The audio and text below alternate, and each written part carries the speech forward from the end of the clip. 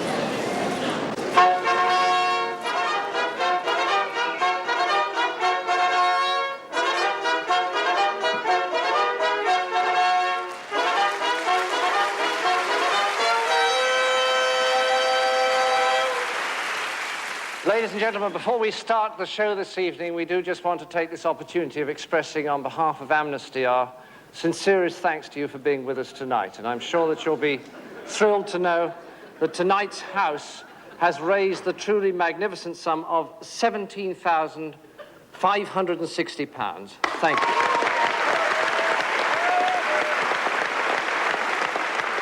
We really do want to thank each and every one of you, even those of you right up at the top there, who only paid the minimum of £6. Thank you. £3.50. What? It's not £6, it's £3.50. That's right. It's only £3.50. You bastards. I mean, people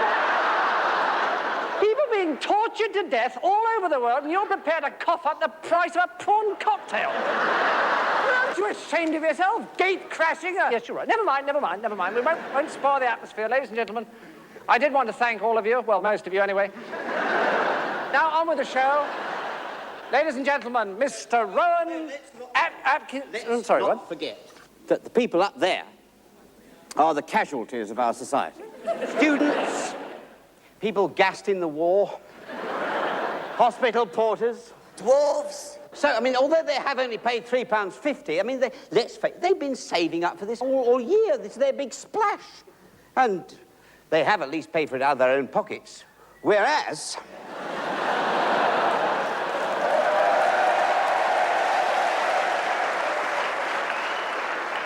these people down here are, let's face it, writing this off against tax.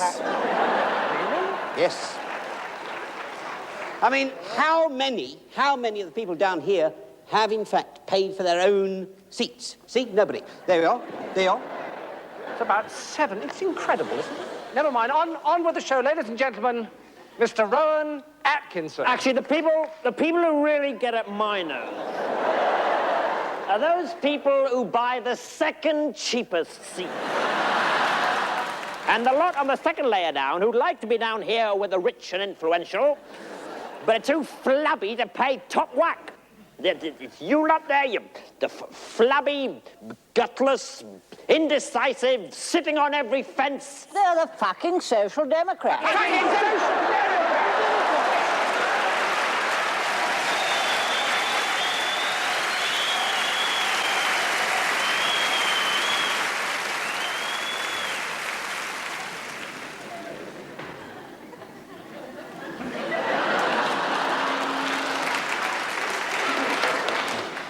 Good evening. Tonight, we're taking a look at beekeeping. And here to tell us all about it, we have in the studio a man who's been keeping bees for over 40 years, Mr. Reginald Prawnbaum. Good evening, Mr. Prawnbaum. Good evening. Tell me, what first interested you in the bee world, Mr. Prawnbaum? Well, even as a child, I used to... I'm sorry, shouldn't I have said that? No, of course you shouldn't. Pay no attention, please. When I say shh, it's just a nervous mannerism I picked up. If I want you to keep quiet, I will say shush. You were saying? Well, even as a child, I used to wander around. Oh, I'm sorry. In the fields near my home, watching the bees flying from flower to flower, and taking note of the flowers that they visited. Shush. Was that wrong? I'm so sorry. Did I say shush? I meant shh. Do go on. It's most interesting. And so I have grown to love the little creatures. I mean, nature really has produced a little masterpiece in the life... Quack! I'm so sorry. I'm afraid that's a reflex action, too. I squawk whenever someone mentions the word life. Quack! You see, even when I mention it myself. I should have told you. Please go on. Oh, very well. Well, the bees, as you know, are divided into different categories. Shh.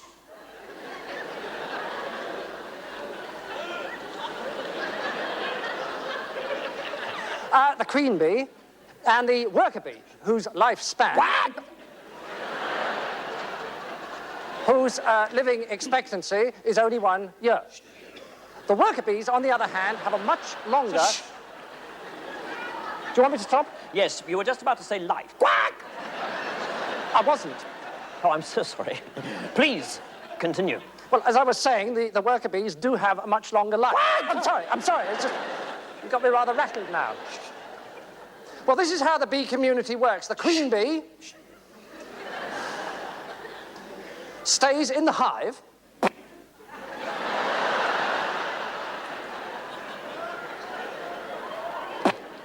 Is that because I said hive? Pardon? Did you make that noise because I said the word hive? Oh, no. Why did you make it then? Well, I was just practicing. Practicing? Practicing for a word you're bound to say very soon. Do go on.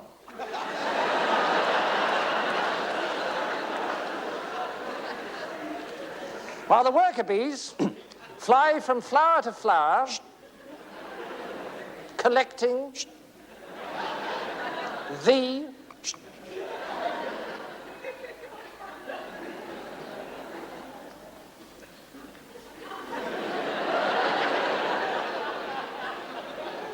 pollen. I see. Pollen. Pollen. I mean, that's the stupidest thing I've ever heard in my life. Whack! I mean, every time I say pollen or hive or life. Whack! I mean, how did you ever get the job of being an interviewer?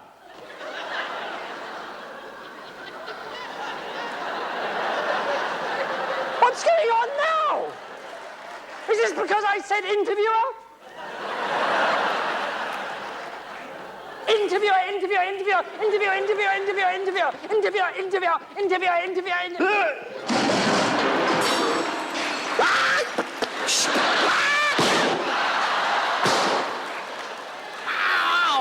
Wow.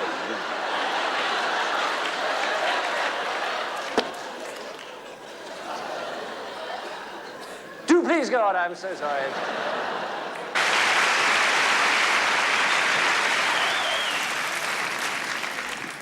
All right, good evening. And my name's Lexi Sale. I'm actually a journalist. I'm a gossip columnist on What's On in Stoke Newington. Yeah, you might have seen it. It's a big piece of paper with fuck all written on it, you know. The lifestyle in Stoke Newington is terribly alternative, you know. It really is. I mean, everybody's growing their own denim, you know. And I actually knit my own yogurts. It's really tastic, you know. And I've been on my holidays this year, went to a Greek island, Domestos, you know. It's, the scene is terribly alternative, but there's one thing about the scene I can't get behind, and that is all the people taking drugs and not giving me any, the bastards. Oh, I think if you want to get out your head, what's wrong with going out and having 93 pints of real ale, you know, Scrottock's old dirigible, With the twigs and the bits of beak still in it. And the chunky jumper in the suit with a tailored pocket for the calculator. All telling racy stories about commodity investment.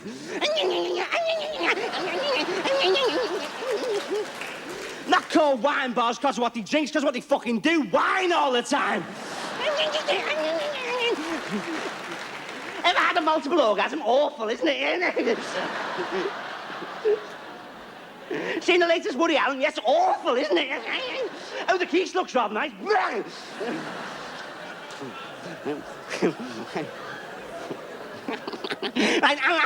I'm going to sing a folk song for you now. It's about whale smuggling in the 19th century. And it was written by a civil servant 3 weeks ago. Here we go now. Ring-a-tee-too, ring-a-tee-too, ring-a-tee-toodle, toodle, too. Like, imagine the folk songs they're going to be singing in 100 years' time. You know, like, oh, I am a computer programmer from Jolly Milton Keynes.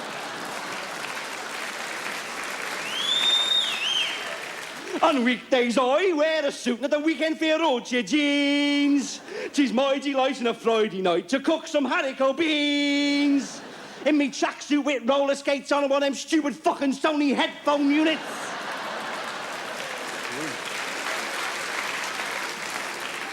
You do all that, right? And then you round off the evening with a tortoise vindaloo. It's nice, you know what I mean? Hey, good evening, sir, and what would you like to throw up tonight? Well, fuck it, well, I think the chicken biryani with the pilau fried rice. Make a nice kind of pointillistic pattern on the floor, don't you think? I'll tell you, if you go round New Delhi at closing time, the streets are full of millions of pissed Indians throwing up steak and kidney pies.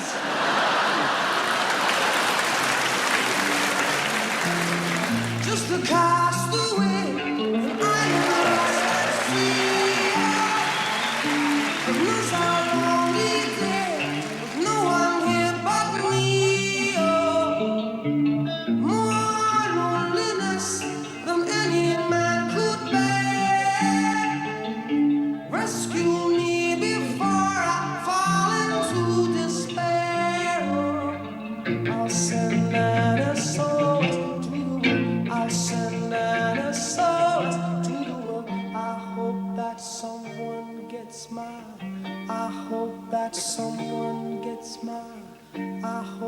Someone gets my message in a bottle. Ooh, message in a bottle. Message in a bottle. Message in a bottle. A year has passed since I wrote my note. I should have known this right from the start. Only hope can keep me together. Love can mend your life, but love can break your heart. I'll send an SOS. I'll send an SOS to the world. I hope that someone gets mine. I hope that someone gets mine. I hope that someone gets my message in a bottle. Oh, message in a bottle. Ooh. Message in a bottle.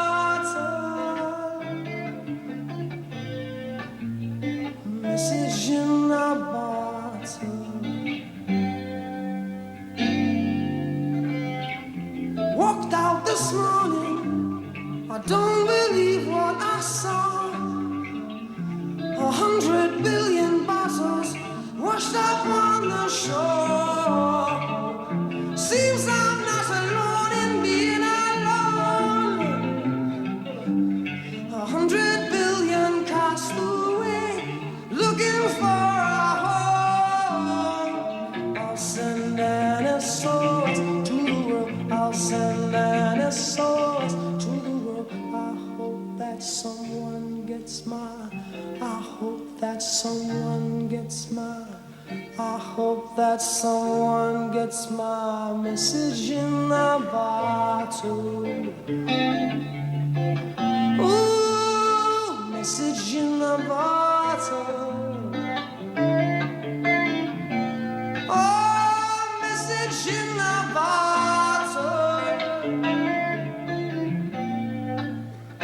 Message in a bottle. Sending out an SOS, sending out an SOS, sending out an SOS, sending out an SOS.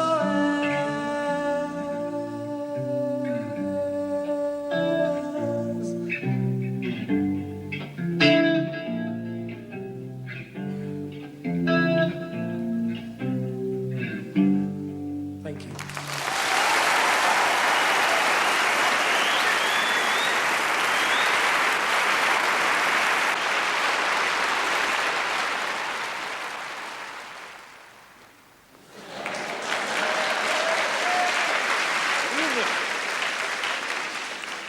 Must apologize for being rather late. I have just been entertaining some frightful, grubby little left-wing frog.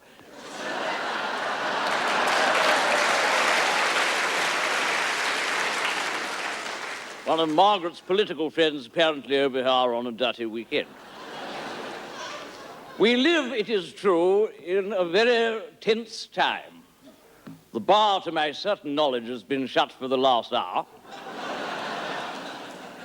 And I'm probably unique among you in having had my retirement entirely buggered up by my wife becoming Prime Minister of Great Britain and parts of Northern Ireland. A recent popularity poll suggests that Margaret is marginally less popular than the Black Death.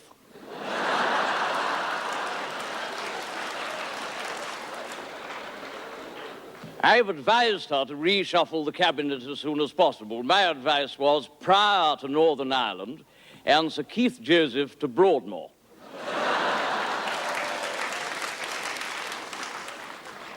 The real nigger in the woodpillow and the woodfile is that little fellow Howe. I don't know whether you know him, curly hair, specs, brothel creepers. He was quoted in public as saying we were coming to the end of the recession. Didn't in fact say any such thing. I was standing beside him at the time, a little champagne and twiglets do.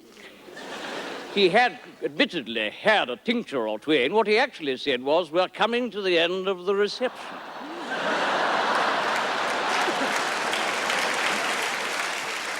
Our main failure, in my view, is failing to come to grips with the unions.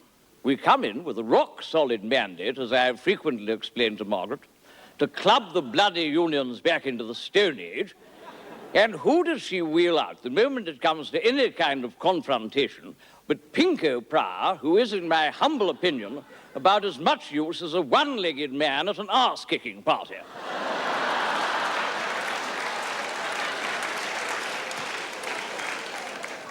She really ought to take a leaf out of old Hopalong's book in Washington.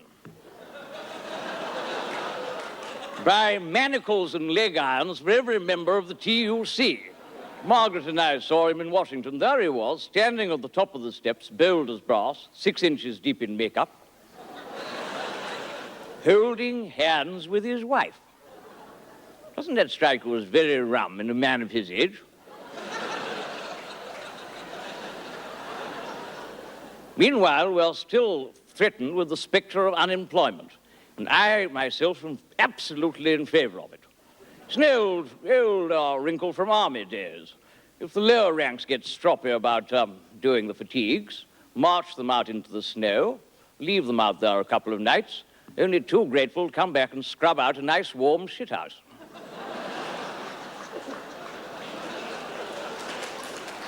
Now, I mean, what has unemployment ever done to you or me? I mean, I have been unemployed to all intents and purposes for the last 58 years. I don't go around setting fire to public vehicles and lobbing Molotov cocktails at the constabulary. One critic, blamed all our present troubles on mindless hooligans bent solely on personal greed. Well, that may be true, but it's no way to talk about my wife or President Reagan. Good night to you all.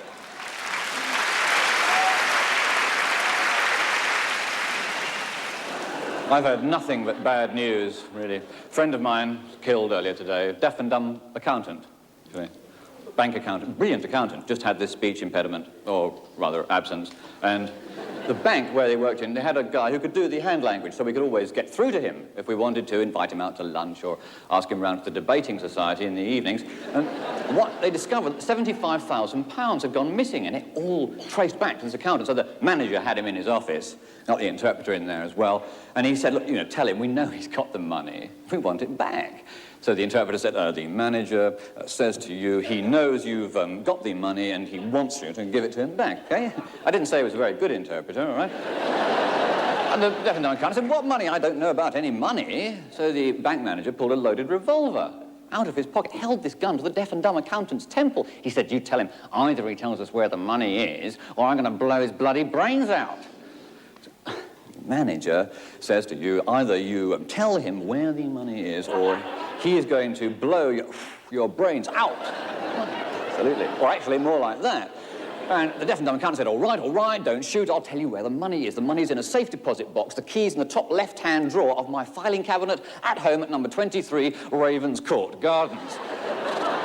And the manager said, what did he say? What did he say? And the interpreter said, he says, go fuck yourself. So yes, isn't it awful? Isn't it awful? It is awful. And I know there will be people in the audience who will be offended by this crass, shallow, callous sort of humour. Not very many of you by the sound of it, but there will be a few in there somewhere. I'd like to say I'm on your side over this one. I don't like doing this kind of tasteless material. It's just a job, you know. In fact, as a return, I'd like to give you something of useful, practical use that you can take away. For instance, anybody speak Japanese? Would you like to learn to speak Japanese? I can teach you in 3 very simple steps. It couldn't be easier. The first step is you have to feel cold. Get the cold feeling inside your body. The vocabulary comes almost immediately. And then you add the second. I know it sounds silly now. It's only the first step. The second step, you add constipated. Cold and constipated. You put the two together and you get... And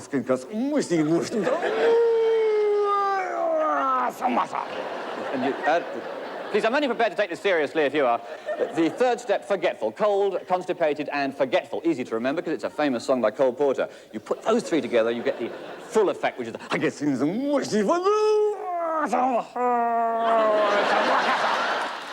I don't know if you've ever tried this, but if you sniff a lot of talcum powder up your nose and then rub the insides of your nostrils with very, very, very fine sandpaper, take about 25 diet tablets, the really speedy kind, and tear up a lot of money, it's exactly like taking cocaine. Really. What do you think? In fact, they're putting acid in the birth control pills now, so you can take a trip without the kids. It's all completely out of hand. So, what we want to bring you tonight is a dazzling display of trapeze skills.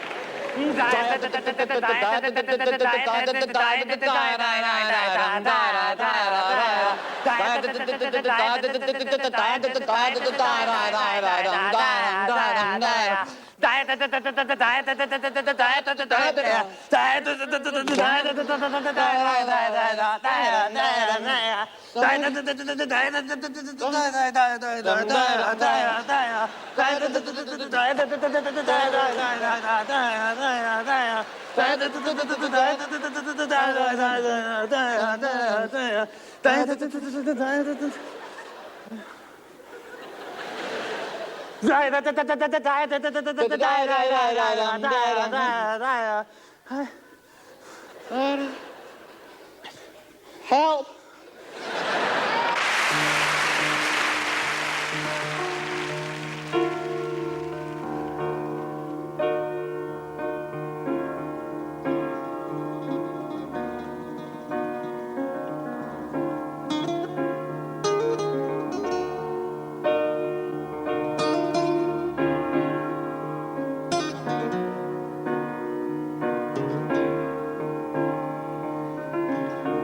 I can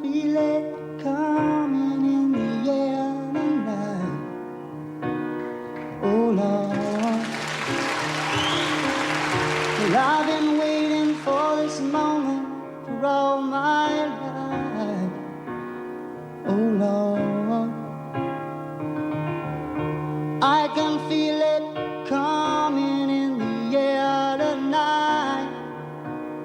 Oh Lord, oh Lord.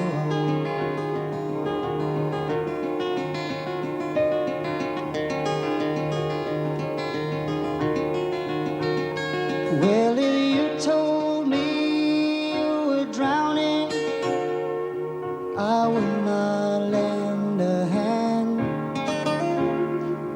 'Cause I've seen your face before, my friend. But I don't know if you know who I am.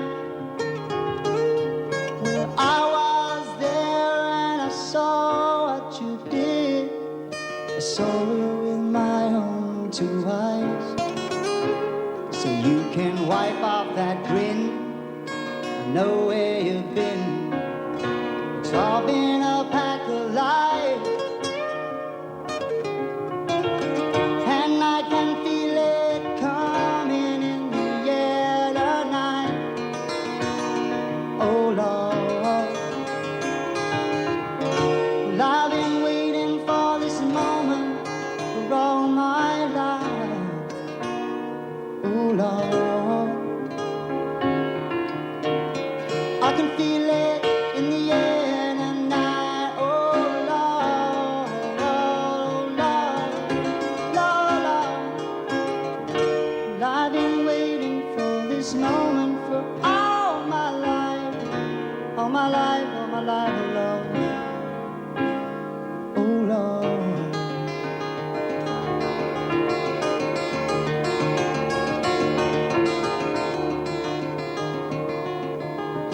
Well, I remember, don't worry. How could I ever forget? It's the first time and the last time that we ever met.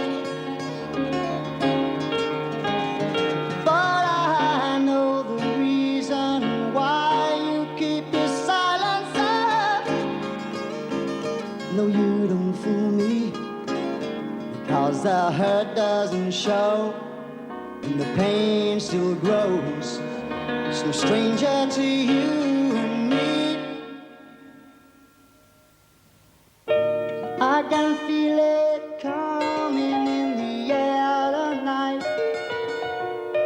Oh Lord, I've been waiting for this moment for all my life, oh life, oh life, Lord. I can feel it in the air tonight. Oh Lord, oh Lord, oh Lord, oh Lord. Well, I've been waiting for this moment all my life, all my life. Well, I can feel it in the air tonight. Oh Lord, oh Lord, oh Lord. Well, I've been waiting for this moment all my life. Oh Lord, oh Lord.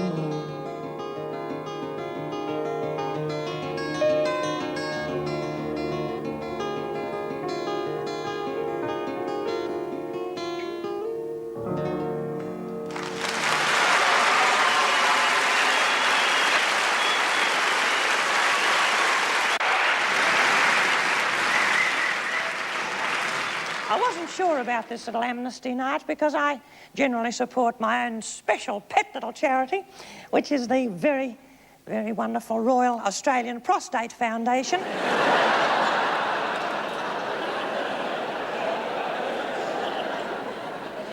My husband, Norm, well, he hasn't been a well man. I've had his prostate hanging over my head for many, many years.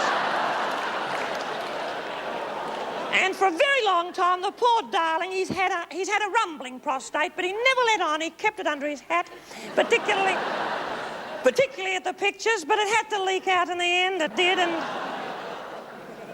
you know, there's a wonderful new operation which, thanks to my munificence, we've been exploring in Australia.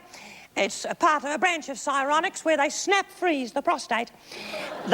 In the hope that one day a doctor or a wonderful surgeon will be born who can perform a miracle operation on it. Of course, this is cold comfort to my husband in more ways than one. Old silly Billy me, I had to take it home from the Hossie in a thermos on the back seat of my car. And I can assure you I haven't had Norm's organ there for many moons. And then I got it home and I've tucked it. I've tucked it in the freezing compartment of our fridge. It's there on the left at the back. I've got all the Barbie meat on the right. My worry, of course, is that my marvellous old bridesmaid, Madge Allsop, will get a little bit peckish in the middle of the night. She could be in the mood for a scrummy old shish kebab, shouldn't she, darlings? I could come home from one of these lovely shows that I do and find my husband's organ halfway down her throat. That's a worry.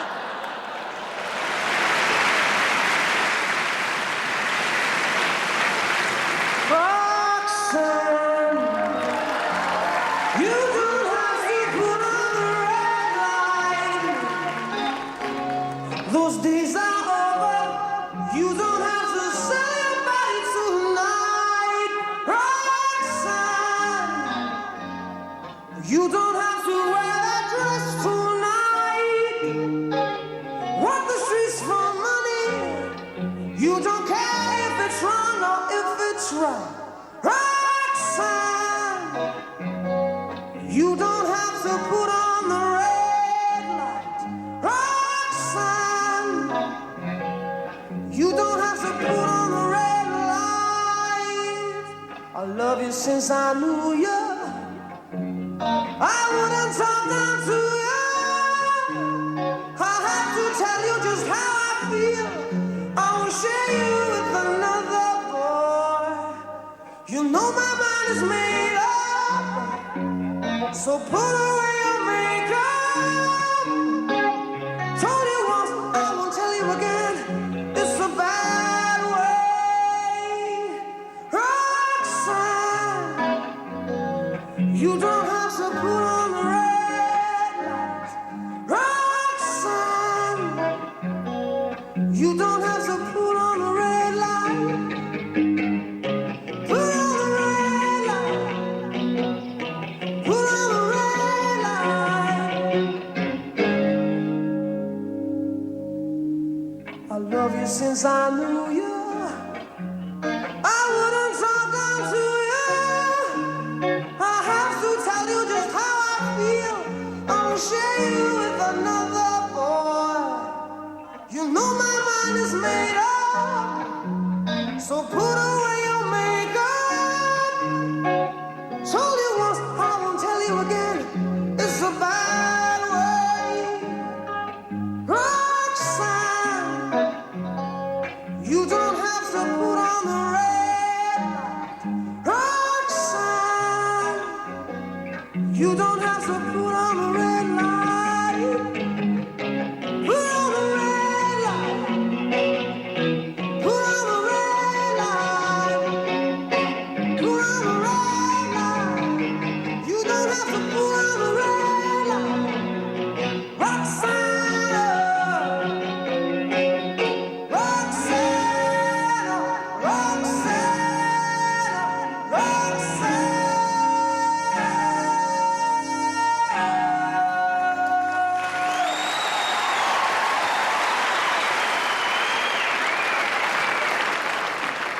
So, you like music, huh?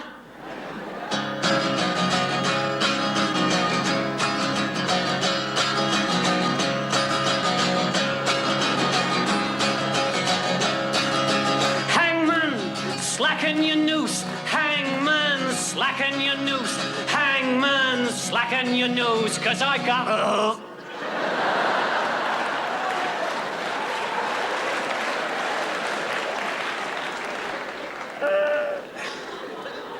Some of you, I don't know, some of you may be aware of the fact that for quite a number of years now, I have been collecting motor insurance claim form statements, right? And what happens, I found some more in Australia. That's what I'm getting around to. For those of you who aren't in the know, what happens is if you have an accident, you know, on your car or bike or something, the insurance company sends you a claim form. And you have to, it's a pretty stupid claim form, lots of silly questions like what's your name, where do you live, all that. They've sent you the damn form, and things like how fast were you going at the time of the accident, and everybody writes 28 miles per hour. And on the back is a big empty space, and it says at the top, give in your own words a description of how the accident occurred. And this is, and sort of these are what people have generally written on their claim forms and sent into this insurance office in London. I'll just do a few English ones first and give you some idea how it goes. And they write things like, I ran into a stationary tree coming in the other direction. I bumped into a lamppost which was obscured by human beings.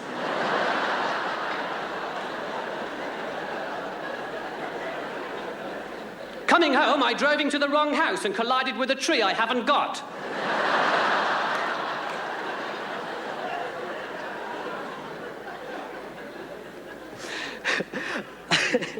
The accident was caused by me waving to the man I hit last week.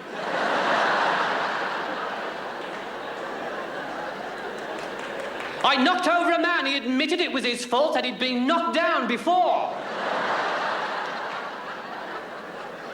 So I'd been in Australia about 4 or 5 days, and I'm reading a paper in Melbourne, and I come across this article. This is a photostat of what I actually found. And much to my delight, they have exactly the same system in operation in Australia as we do. And people write more or less the same sort of things that we do, only much better. These are Australian motor insurance claim form statements.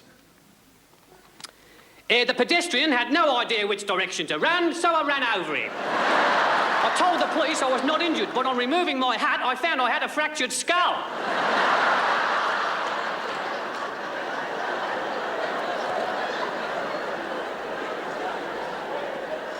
The bloke was all over the road. I had to swerve a number of times before I hit him.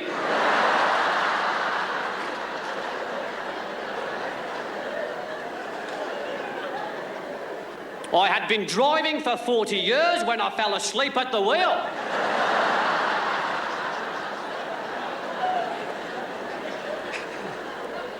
This is my all-time favourite.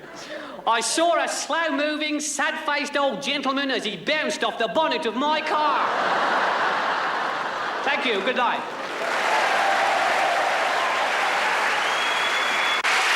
Ladies and gentlemen, Jeff Beck and Eric Clapton.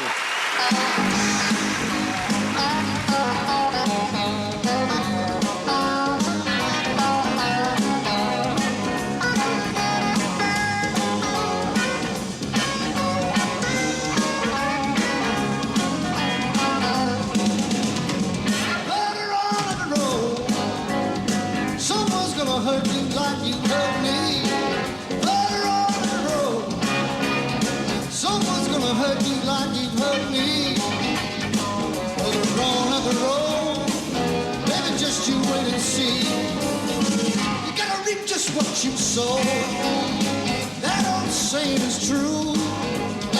You gotta reap just what you sow, that old saying is true. Just like you mistreat someone, someone's gonna mistreat you. You've been laughing pretty, baby, someday you're gonna be crying. You've been laughing pretty, baby, someday you're gonna be crying.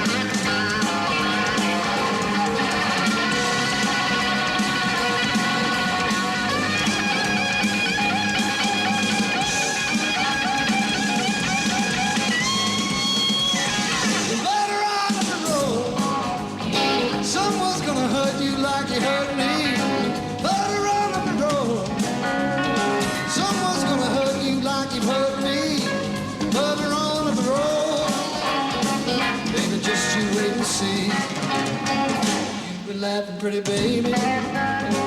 Someday you're gonna be crying. You be laughing, pretty baby. Someday you're gonna be crying.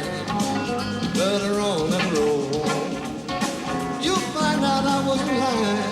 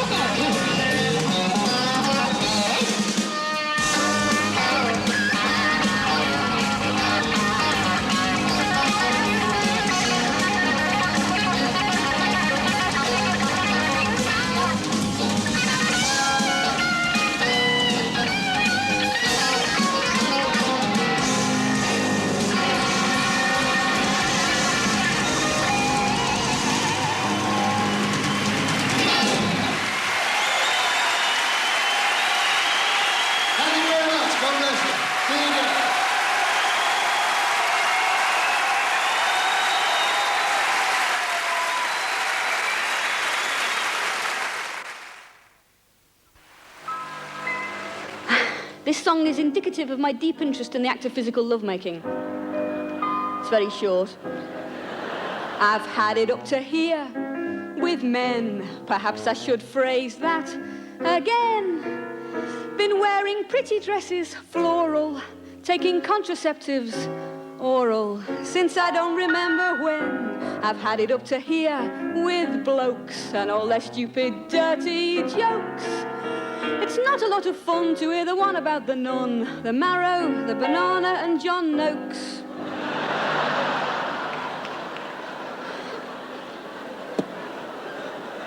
It's not that I expect true love or gazing at the stars above. If as a person they'd acknowledge me, not just bits of gynecology. Or if they'd just take off the rubber glove to start your evenings off in Lurex, finish them with biscuits, doesn't really turn me on. I'll stay at home in my pajamas, watch a program about llamas. I won't need any lip gloss, I won't need any Amplex, just Ovaltine and buns for one. I've had it up to here with sex, those nylon vests and hairy necks.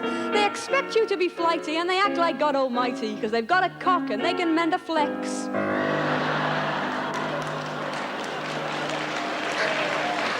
And when they proudly strip and pose, I want to say, what's one of those? They tend to feel a failure if you don't love their genitalia. Though why you should, Christ only knows.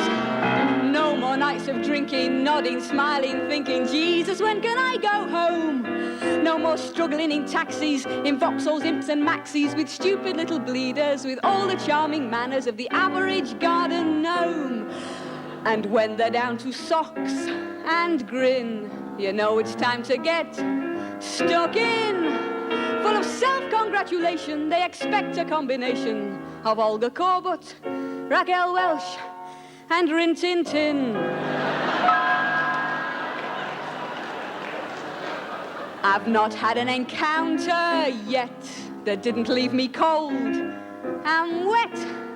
I'd be happier, I know, if we could only go from the foreplay straight to the cigarette.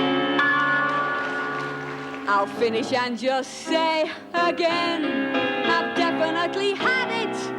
Well, very nearly had it nearly up to here with men. Good night, thank you.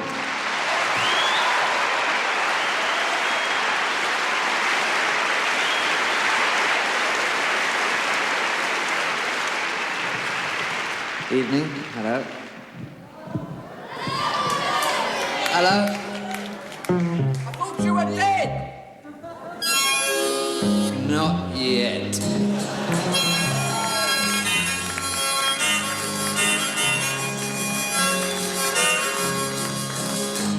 In the chilly hours and minutes of uncertainty, I wanna be in the warm hold of your loving mind,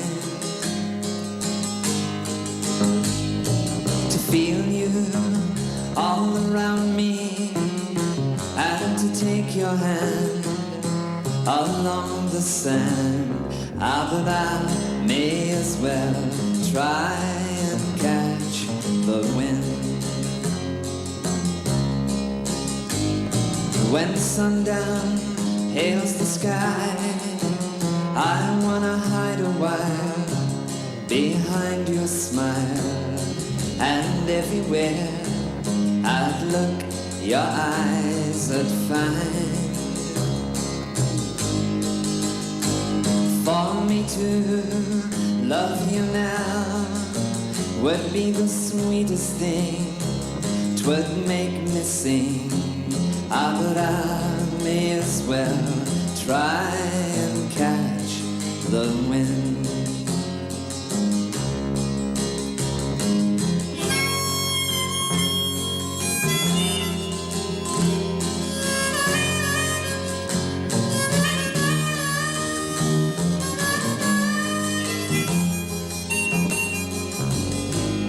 When rain has hung the leaves with tears, I want you near, for to kill my fears, to help me to leave all my blues behind.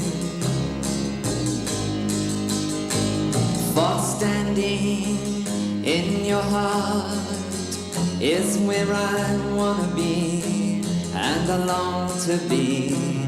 Ah, but I may as well try and catch. I may as well try and catch. I may as well try and catch the wind.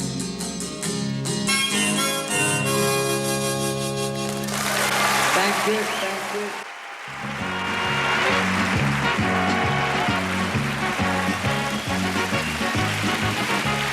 Good evening and welcome to another edition of Top of the Form. And this week we're at the semi-final stage, and tonight's contest is between the boys of King Arthur's Grammar School, Podbury, and the girls of the St Maria Kangaroo Boot, the Second County High School and a half. And so, without further ado, let's go straight on with round two. Brian, what is the name we give to the meat we get from pigs? Pork. Good. That's 2 marks to you. Tracy, what is the name of the metal alloy we get from zinc and copper? Brass. No, I'm afraid not. The answer's pork.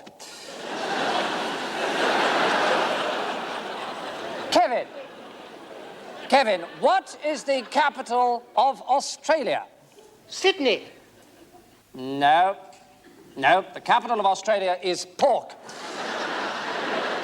Arthura, who wrote The Tale of Two Cities? Pork. Good, that's 2 marks to you.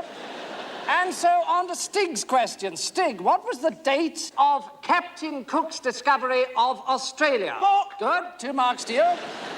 And the last question of this round is to you, Cynthia. Can you recite the first 2 lines of Thomas Gray's elegy, written in a country? Good, that's 2 marks to you. And the end at round 1, the score is 4 points each.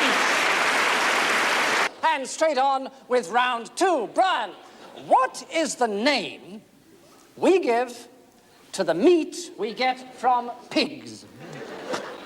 Pork. What? Pork? No, you're guessing, aren't you? The meat we get from pigs is called Baghdad. Tracy, your question. Your question, Tracy. What is the capital of Iraq?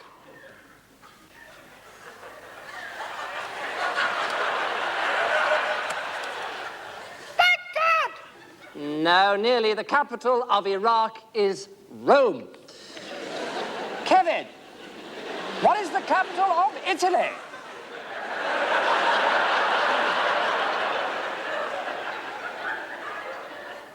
Paris. No, no. The capital of Italy is Tokyo. Arthur, what is the capital of Japan?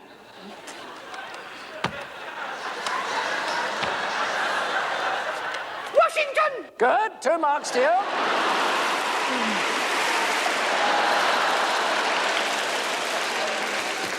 Stig, what is the capital of the United States of America? Sydney! Well... Canberra! Good. 2 marks to you. And finally, Cynthia, what's the capital of Australia? Pork! Well done. Well done indeed. And at the end of round 2, the score is... And straight on with round 3. Brian, what's the difference between a mongoose and a monsoon? A mongoose is a long white plastic pole that you hang out of your window to frighten the birds away. And a monsoon is a medieval Hungarian stomach pump. Now, I can only give you a half for that. Brussels! No. A monsoon is a wind, and a mongoose isn't. Well, that's enough of that round, and the score is... And on to round 4, which is all about butterflies. Tracy, here's your question, and they're all about butterflies, okay? Your question on butterflies. Who wrote Jane Eyre? Red Admiral! Cabbage White! No, you're on the wrong track here. Pork! No, the answer is the Taj Mahal.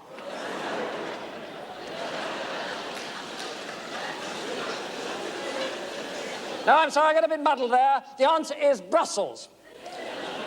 But I can give you one for Cabbage White. Well, that makes the scores even, and there's only time for one more question, so whichever school gets this will go through to the final next week. Rangoon! No, wait for the question. Here it is, and it's quite a hard one. Can you tell me who shuffled my question cards just before transmission?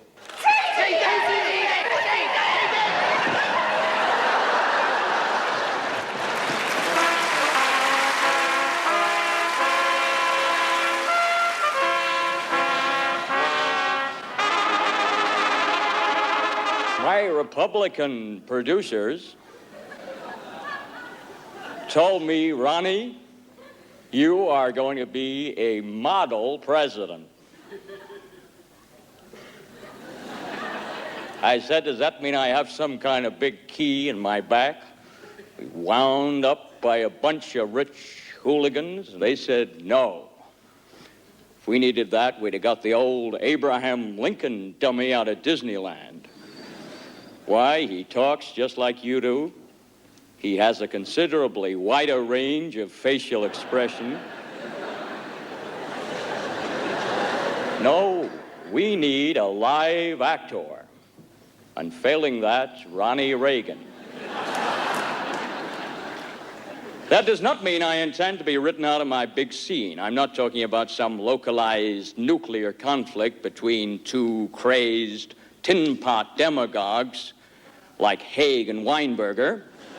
But if it comes to real gunplay, I intend to demonstrate as a mature statesman that I have a bigger one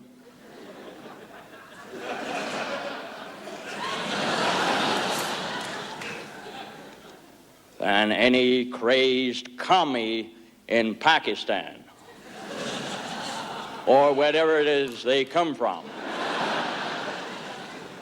So we burn up a couple of billion. That's show business. Finally, as a conservative, and I do not give a shit about conservation, I intend to conserve, to cleanse, tone, and moisturize that face of America that will, under God, strike terror into friend and foe alike.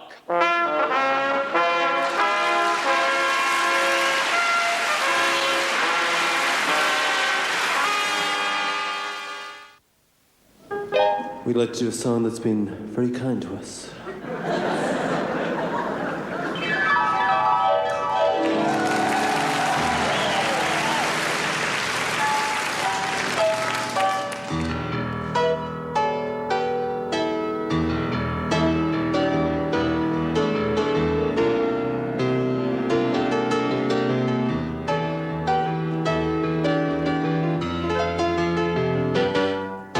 The silicon chip inside her head gets switched to overload.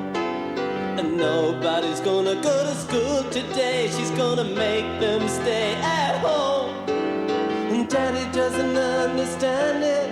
He always said she was good as gold. And he can see no reasons, 'cause there are no reasons. What reason do you need to be shown? Whoa, whoa, whoa, whoa. Tell me why I don't like Mondays. Tell me why I don't like Mondays. Why I don't like Mondays. I wanna shoot the whole day down.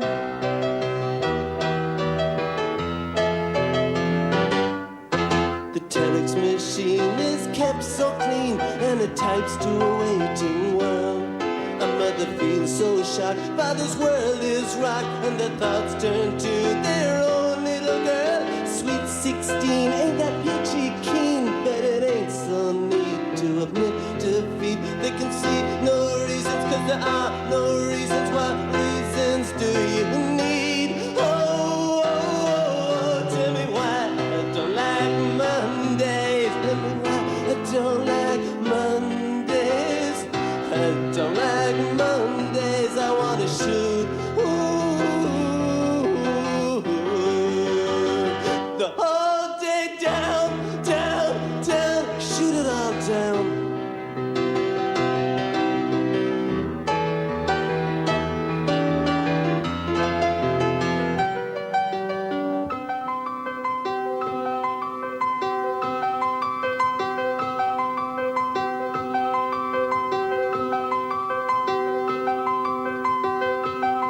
Another playing stopped in the playground now. She wants to play with her toys a while. And school's out early, and soon we'll be learning. And the lesson today is how to die.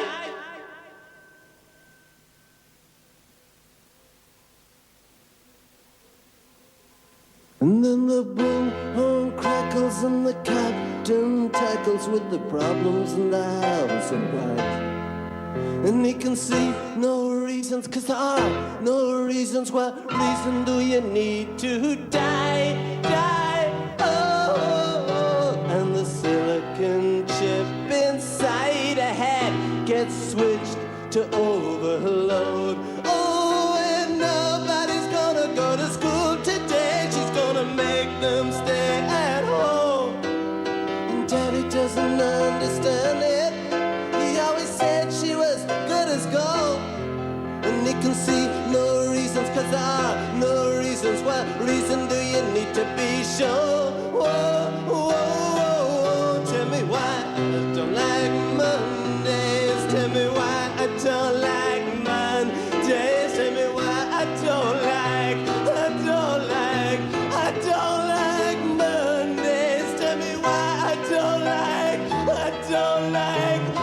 don't like Mondays. Tell me why I don't like Mondays. I wanna shoot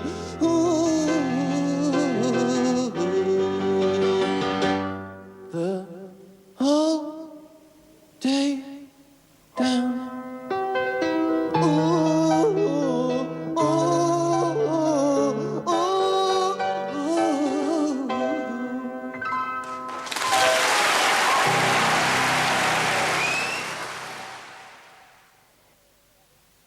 And did you have to go through that tedious charade sexual intercourse? Oh, yes. From A to Z. Z? B is the furthest I've ever wanted to go.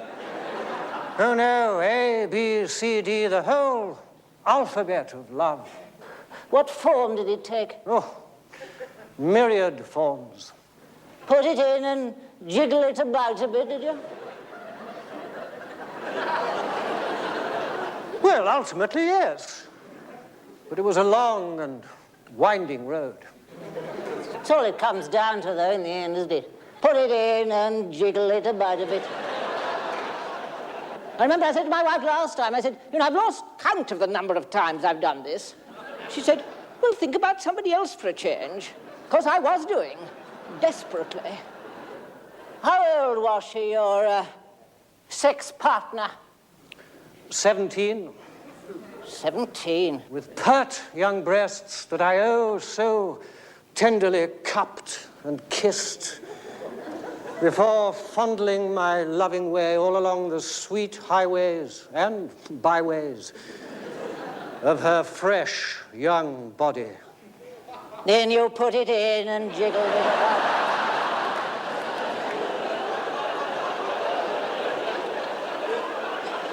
How long did it take? I did a real textbook job. Foreplay, afterplay, all the trimmings.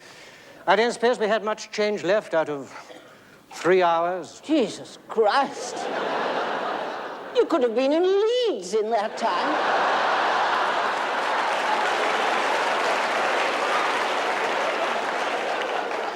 Did she enjoy it? Oh, yes. She enjoyed it all right.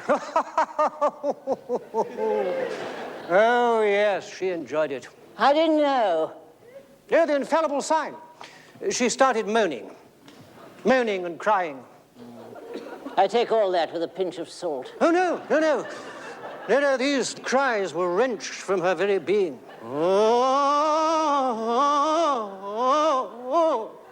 It was as though her very soul was speaking.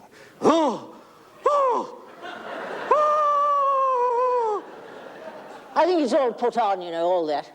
How old did you say she was? 17. No. I didn't think anyone was 17 any longer. Well, I nearly scored with somebody 17 the other day. Oh, did you? Yes. Oh, really? Yeah. Well, tell me. Well, I was at home, one evening, a beautiful, crisp, clear evening, just hint of autumn in the air, and I thought, well, it's a crime to stay indoors on a night like this. Mm-hmm. I'll just have a little stroll along to Ladbroke Grove Lavatory and get a breath of fresh air.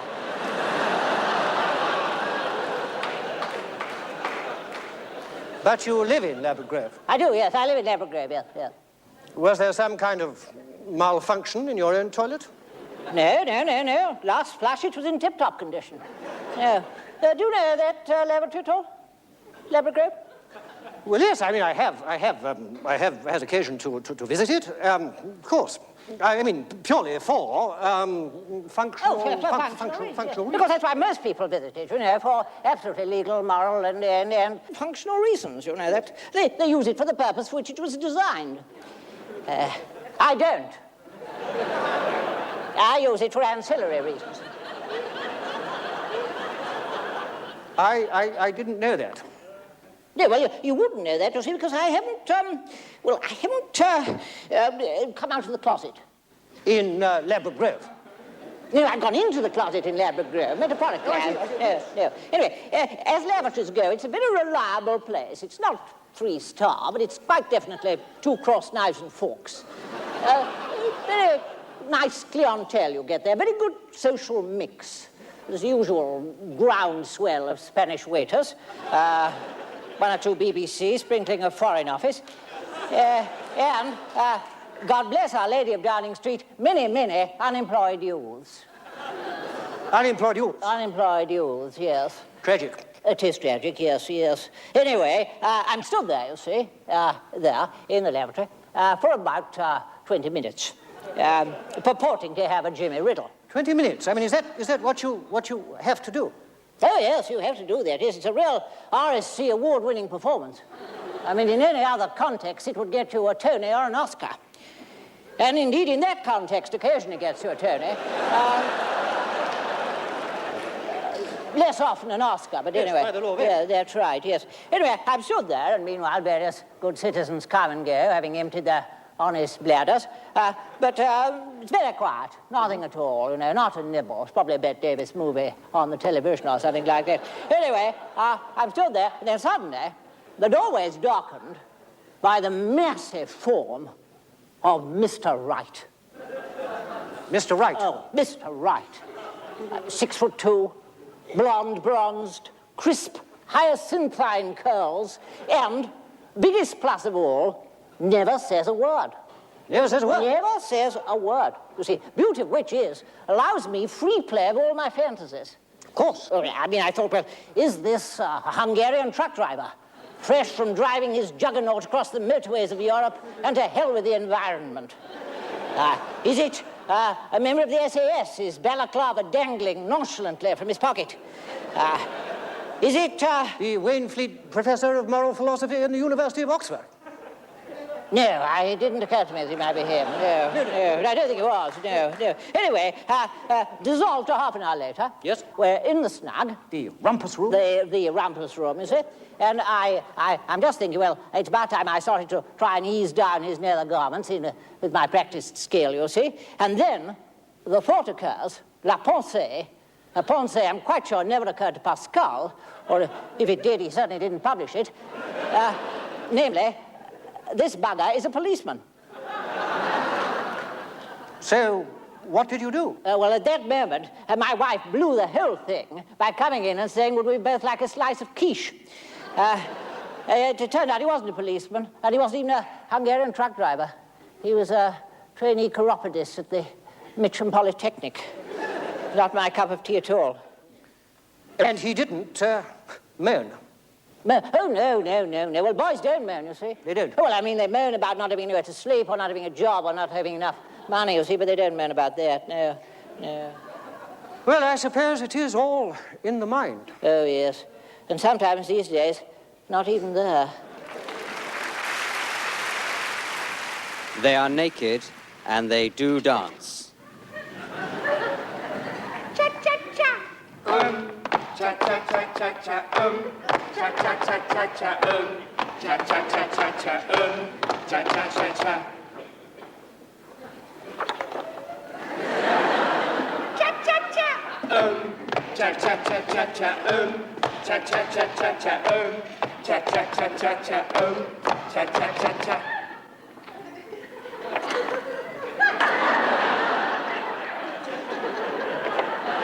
Cha-cha-cha-cha-cha,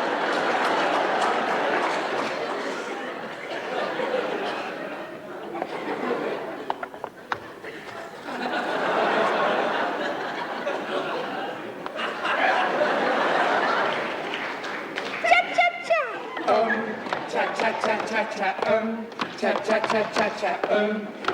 cha-cha-cha-cha-cha, cha-cha-cha-cha. Cha-cha-cha. Cha-cha-cha-cha-cha, cha-cha-cha-cha-cha, cha-cha-cha-cha-cha, cha-cha-cha-cha.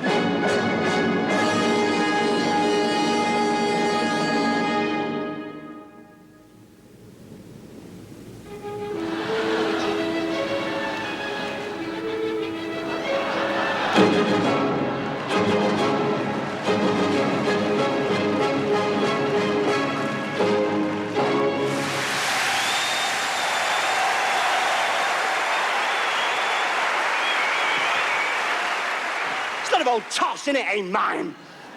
Isn't it a lot of old wank mime, eh? I mean, who in their right minds, like, would pay good money to see a real man sew his fingers together, walk into a high wind, and get shut in a fucking glass box? But some French fucker called Bip or Snot or something. He pretends to sew his fingers together, walk into a high wind, and get shut in a fucking glass box. And people travel from Guildford to see.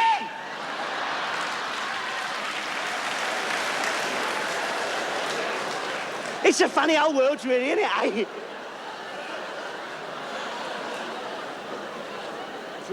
Fluky, sorry, I thought it was Alan Minter there for a minute, sorry.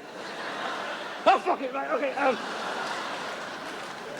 I went round some friend's flat the other night, right? I got up to the flat, talking about drugs, I got up to the flat, right, and I noticed a sickly sweet smell.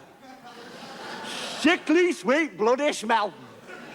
I thought, spam for tea. And then I saw them, the extra long 9-skin Galway's dick compensators they was rolling.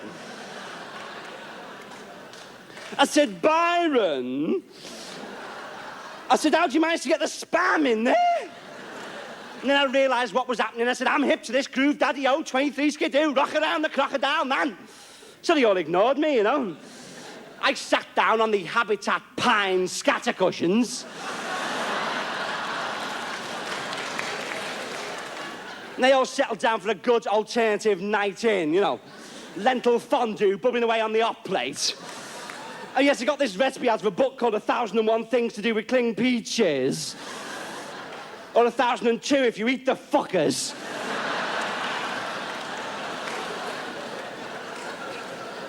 And he put the child into its Victorian night smock. Made it look like an extra from Tess of the D'Urbervilles. And they're all sitting there, right, with tea cozies on their heads, telephone core wire coming out of them. They're all weekend white Rastafarians. They all live on the front line in Hemel Hempstead. And he lit up the joints, right? Lit up the joints. Oh, fucking hell, yeah. Oh, wow, yeah, did you strip those floorboards yourself? Oh, it's like fucking Norway in here, man.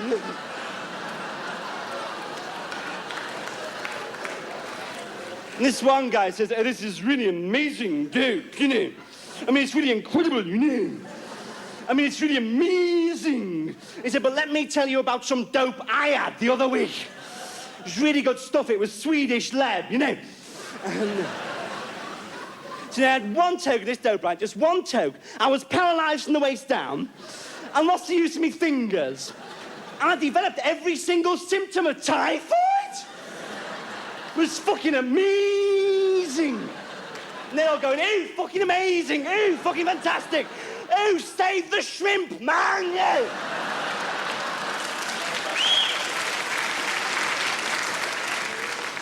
So this second guy, right, another civil servant, it says, well, actually, I've been taking coke, you know, cocaine. And it's really good stuff. It's only about 9/5 Harpic.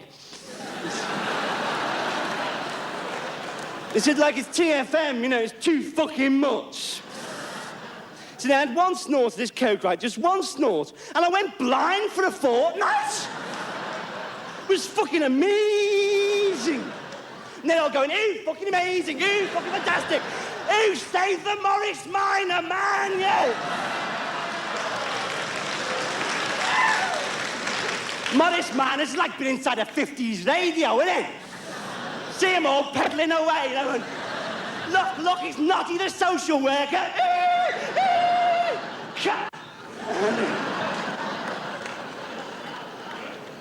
So this first guy's a bit pissed off. He says, okay, stakes are raised. Well, I've been taking napalm. I've been roasting the phone in the oven and then taking it through my kneecaps. So now he said, I've been taking acid, you know. So I dropped a couple of tabs on a Kenny and Dave's, you know, around the squat, you know. And no, it's really nice they're making an effort. They're using a pig on a string as an air freshener.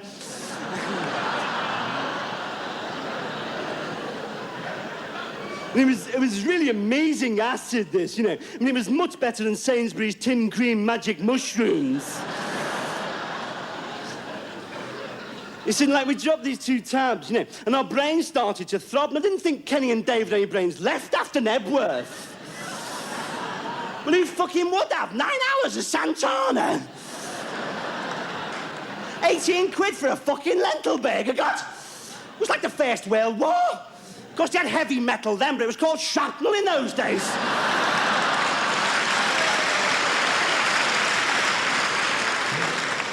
Oh, actually, it was wonderful, though, wasn't it, Nebworth? I don't know if you remember that wonderful climactic moment, you know, when we all struck a match and held it aloft, you know. And, yeah.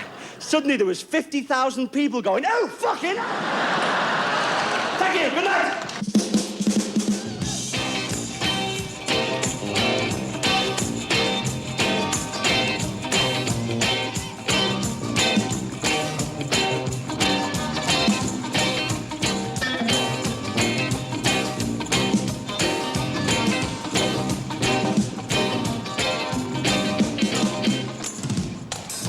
See, everything can be replaced, and every distance is not near. So I remember every face of every man who put me here. I see my light come shining from the west on to the east.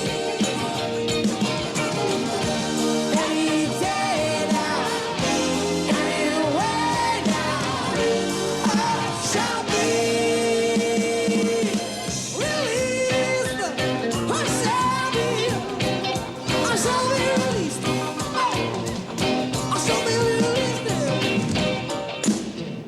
You see, every man needs protection. They say every man must fall. I can swear I can see my reflection. Someplace so high above this world.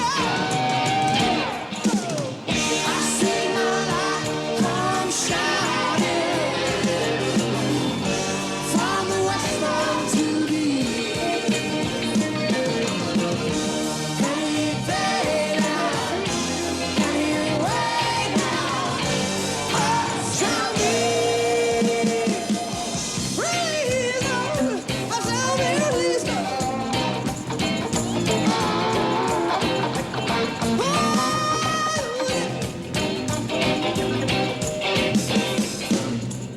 Standing next to me in this lonely crowd is a man, he swears he's not too blind.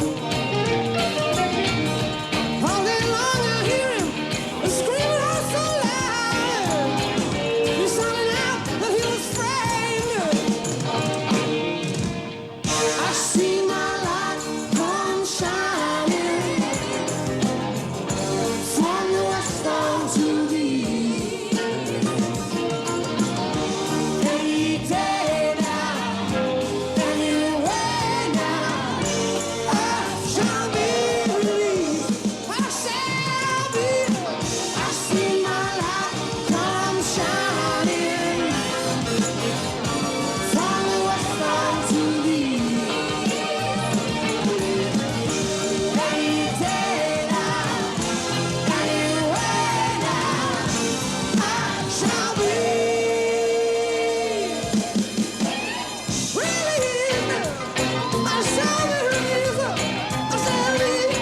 Oh, I shall be released. I shall be released.